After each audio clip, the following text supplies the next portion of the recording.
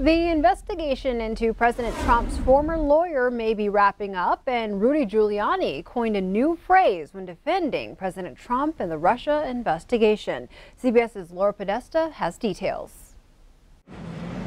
Federal prosecutors are in the final stages of their investigation into Michael Cohen, President Trump's former personal attorney. Authorities are looking into whether Cohen committed bank or tax fraud with his financial and business dealings. Investigators are also examining whether he violated campaign finance and other laws by arranging payments to secure the silence of women who claim they had affairs with Mr. Trump. That includes a $130,000 payment to adult film star Stormy Daniels. CBS News has learned prosecutors could file charges against Cohen by the end of the month.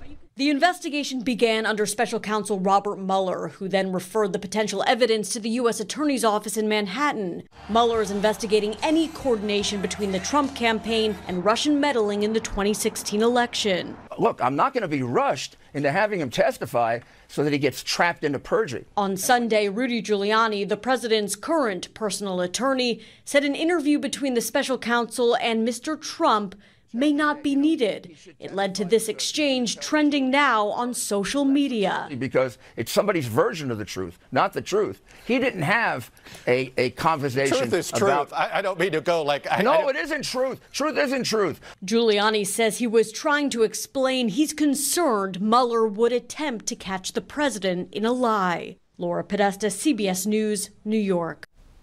And also making headlines this morning, Pope Francis has acknowledged the Catholic Church's failure to act on allegations of sexual abuse. In a letter addressing the more than 1,000 likely cases of childhood sexual abuse in Pennsylvania, the Pope wrote, quote, "We showed no care for the little ones. We abandoned them."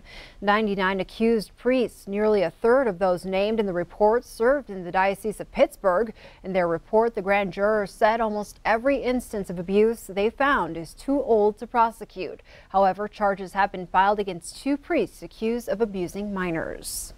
In campaign news, Montana Governor Steve Bullock was interviewed on CNN's State of the Union by Jake Tapper Sunday morning. He was at the Iowa State Fair last week and heads to another early primary state next week, New Hampshire. But when asked if he's considering a run for president in 2020, he declined to speculate. Right now, really, what I'm doing is I have been listening. I've been traveling the country quite a bit, listening probably more than I've been talking. I've shared what we've done in Montana, but for now, that's as far as it goes. During that same interview, he shifted his stance and said he would support Democratic plans to ban some forms of semi-automatic weapons. If we really step back for a minute, I think most folks that, be it in Montana or elsewhere, that are firearm owners want to keep themselves and their families safe. That's not unlike folks that say that all of these school tragedies and everything that's been happening, what do they really want? Those same values. Now, there are things that we could do immediately, everything from red flag laws to closing, sort of having a universal background check, to making sure that we're doing everything we can, some age restrictions and magazine restrictions. But let's begin with everybody wants to keep themselves and their families safe, and let's try to find those values where we can move things forward. During Bullock's re-election campaign for governor in 2016, his campaign released a statement saying he supports Montana's current laws when it comes to gun rights. He opposes universal background checks. He has expanded gun rights as governor, and he will always stand up for the Second Amendment. A federal fugitive is behind bars after leading local, state, and federal law enforcement on a chase early Sunday morning. Law enforcement spotted 33-year-old Nick Montano at the Heights Walmart. Yellowstone County deputies and Montana Highway Patrol troopers chased Montano, who drove the wrong way on Main Street, heading south in the northbound lanes. The vehicle pursuit ended when Montano crashed a stolen Cadillac Escalade in the 2300 block of 7th Avenue North. Montano ran from the scene, broke into a home, and he was removed by the resident. Due to the outstanding federal warrant, the U.S. Marshal Service and ATF led in the capture of Montano at a home in the 700 block of North 25th.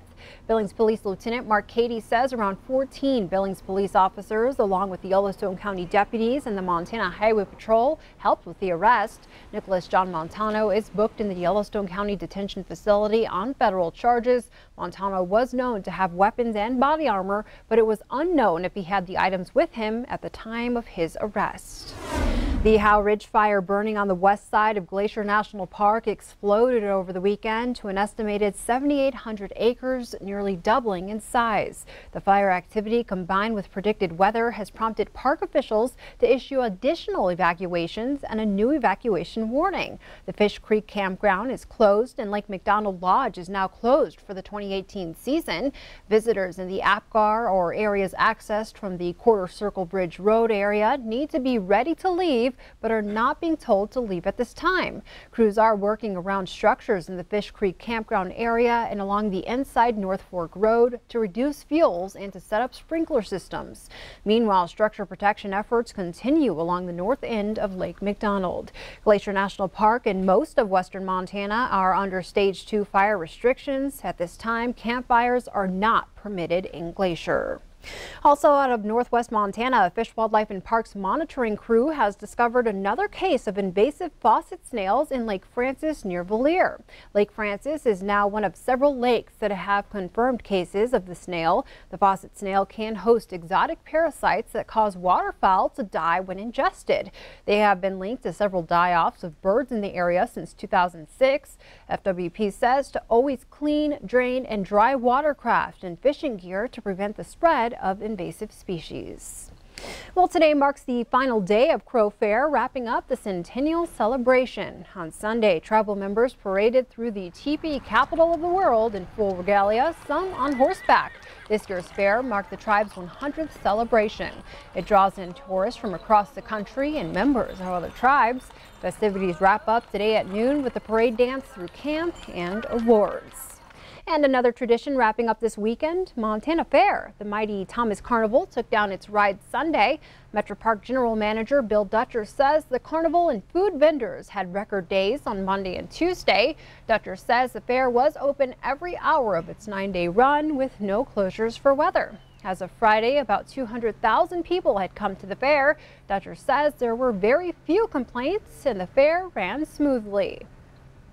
To be able to tell you that it was a safe, fun, friendly, clean fair throughout with those kind of things that you prepare for and don't have to, it's a pleasure to say that today. That's my number one.